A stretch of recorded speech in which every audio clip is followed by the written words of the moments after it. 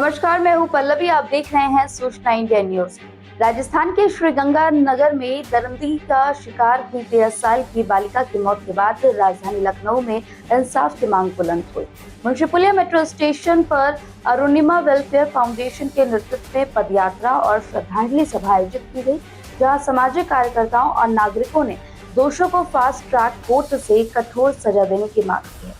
देखिए ये खास रिपोर्ट। ये जो भी हुआ है ये बहुत ही जघन्य अपराध हुआ है। बस यही कहूंगी, राजस्थान में जो मासूम बच्ची के साथ इतना घिनौना अपराध हुआ है, देखते हुए ऐसा लगता है कि हम विकास की बात कर रहे हैं, लेकिन वास्तव में हमारी बेटियां आज भी सुरक्षित नहीं है। कार्यक्रम का आयोजन अरुणिमा वेलफेयर फाउंडेशन के संस्थापक एवं अधिवक्ता सुमिता तिवारी के नेतृत्व में सरस्वती बालिका इंटर कॉलेज की प्रधानाचार्य रीति कुशवाहा के सहयोग से कार्य किया गया। प्रतिभागियों ने हाथों में तख्तियां लेकर पदयात्रा निकाली और महिलाओं एवं बेटियों की सुरक्षा सुनिश्चित करने की मांग उठाई है।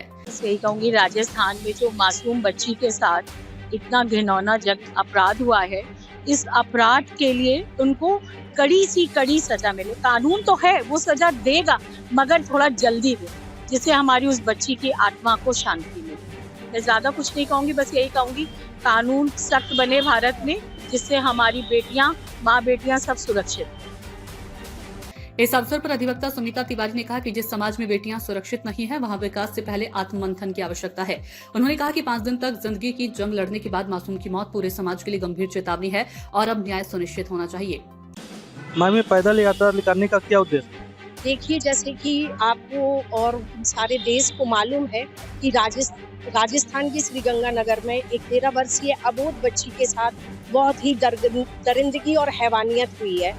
तो ये हम एक अरुणिमा वेलफेयर फाउंडेशन की मैं संस्थापका हूँ, जो बच्चियों के लिए काम करती हूँ। जब इस घटना को हमारे साथ में जो हमारी बहनें हैं, ये भी किसी न किसी फाउंडेशन से जुड़ी हुई हैं, जो समाज में बेटियों के लिए काम कर रही हैं। और जब देश में, आज की समाज में ऐसी हर वारदात एक बेटी के साथ हुई, तो हम सबों की आत्मा हिल गई और हमें लगा कि हम चुपचाप एक साथ निकल के इन सोए हुए जमीरों को ये संदेश दें कि बोलना आवश्यक नहीं होता है। हमारा एक साथ संदेश देना यही है कि वर्तमान में समाज को विकास की नहीं, आत्ममंथन की आवश्यकता है।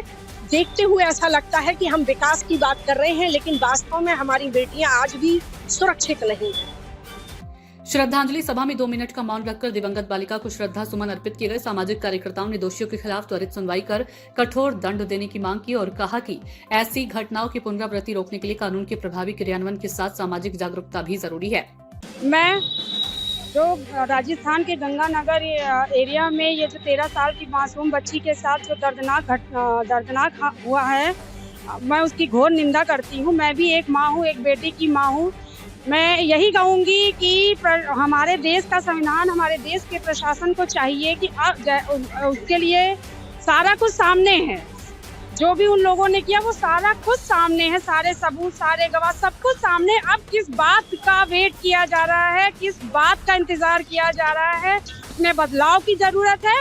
मैं बस यही कहना चाहती हूँ कि उस बच्ची की, जिन लोगों ने उसके साथ इतना गलत किया है, उन लोगों को तुरंत का तुरंत एक लाइन से खड़ा करके आप गोली मार दीजिए। बस मेरा यही कहना है।